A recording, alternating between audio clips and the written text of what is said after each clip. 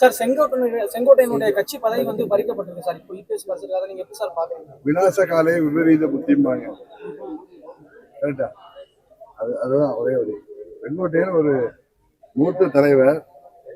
72 புரட்சி தலைவருக்கு இயக்கம் கண்ட காலத்திலிருந்து கிளைச்செயலராக இருந்து வந்தவர்.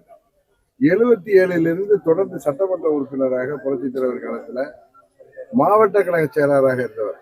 87 புரட்சி தலைவர் மறைவுக்கு பிறகு அம்மா அவர்கள் தலைமையேற்ற ஜேஎனியில அப்பொழுது அமைச்சராக இருந்த அண்ணன் முத்துசாமி அவர்கள் கூட அந்த மாவட்டத்தில் 11 எம்எல்ஏக்கள்ல 4 பேர் தான் போனாங்க. இவர் கூட 7 பேர் இவரை சேர்ந்து அம்மா அணிக்கு வந்து அன்றிலிருந்து அம்மாவின் தொண்டராக இருந்தவர். எத்தனையோ ஏற்றத்தாழ்வுகளுக்கு பிறகும் அந்த காலகட்டங்களில் எல்லாம் விசுவாசத்தோடு அம்மாவின் தொண்டராக பணியாற்றியவர். அப்படி சிறந்த ஒரு மூத்த நிர்வாகி. அவர் அவரது கோரிக்கையான அம்மாவின் தொண்டர்கள் அனைவரும் ஒன்றிணைய வேண்டும் என்பது கட்சியை தாண்டி பொதுமக்கள் விரும்புகின்ற கோரிக்கை. அவரை பதவியிலிருந்து நீக்குவது என்ன சொல்லுவாரு?